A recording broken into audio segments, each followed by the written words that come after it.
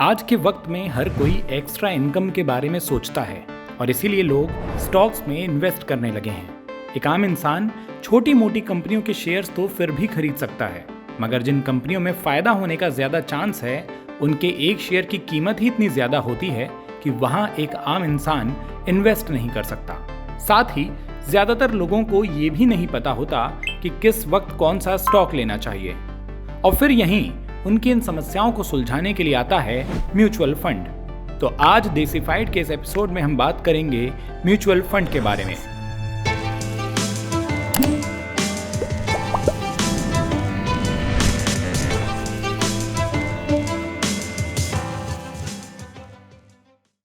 Mutual fund, जैसा कि इसके नाम से ही पता चल रहा है कि इसमें एक फंड में कई लोगों का पैसा लगाया जाता है। म्यूचुअल फंड में कई इन्वेस्टर्स से पैसा इकट्ठा किया जाता है और इस पैसे को शेयर्स और बॉन्ड मार्केट में इन्वेस्ट किया जाता है।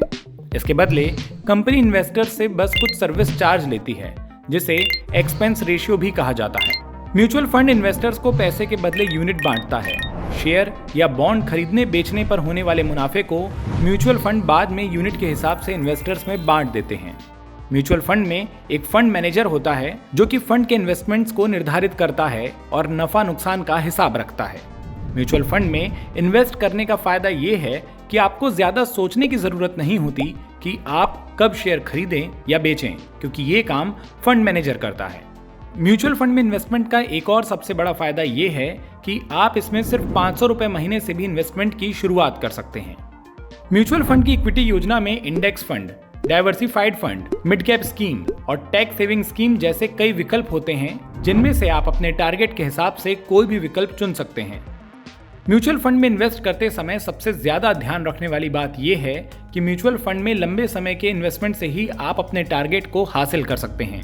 यानी 2-4 साल के इन्वेस्टमेंट से इन्वेस्टर्स को कोई खास फायदा नहीं होता। म्यूचुअल फंड में इन्वेस्टमेंट भी 2 तरीके से किया जा सकता है।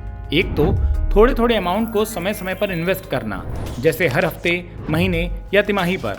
इसे SIP यानी सिस्टमेटिक इन्वेस्टमेंट प्लान कहते हैं। दूसरा है एक ही बार में एक बड़ा अमाउंट इन्वेस्ट करना, जिसे लमसम प्लान कहा जाता है। पहले हम बात करते हैं SIP की। तो हमने सुना है कि बूंद बूंद से सागर बनता है और SIP इसी सिद्धांत पर काम करता है। ये एक ऐसा इन्वेस्टमेंट का तरीका है जिसमें एक निश्चित समय के लिए नियमित रूप से निवेश करना होता है और इसमें कम से कम 500 रुपए का इन्वेस्टमेंट भी किया जा सकता है। ये साप्ताहिक, मासिक, तिमाही या सालाना आधार पर हो सकता है और कुछ समय के बाद आप एक बड़ी रकम इकट्ठा कर सकते हैं।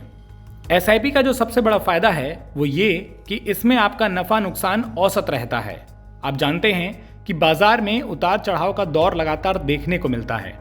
ऐसे में अगर आप SIP में निवेश करते रह रहे हैं और मार्केट में गिरावट का दौर है, तब आपको ज्यादा यूनिट्स अलॉट होंगे और जैसे ही मार्केट में तेजी आएगी, आपको अलॉट होने वाली यूनिट्स की संख्या कम हो जाएगी। इस तरह आपका नफा नुकसान औसत में बना रहेगा। SIP में निवेश करने वालों को बाजार के उतार चढ़ाव के बारे में ज्यादा सोचना नहीं पड़ता, मगर वहीं दूसरी तरफ लमसम इन्वेस्टमेंट प्लान में बाजार की जानकारी रखना बहुत जरूरी होता है। लमसम इन्वेस्टमेंट में इन्वेस्टर अपना पैसा एक ही बार में इन्वेस्ट करता है और आवश्यकता पड़ने पर ही दोबारा पैसा लगाता है, यानी टॉप अप करता है। ये तरीका आमतौर पर अनुभवी या मोटी रकम रखने वाले इन्वेस्टर्स के लिए सही होता है। लमसम इन्वेस्टमेंट पर लाभ कमाने की संभावना तब अधिक होती है जब बाजार अस्थिर दौर से गुजरा हो और एक बार फिर ऊपर चढ़ने की तैयारी कर रहा हो।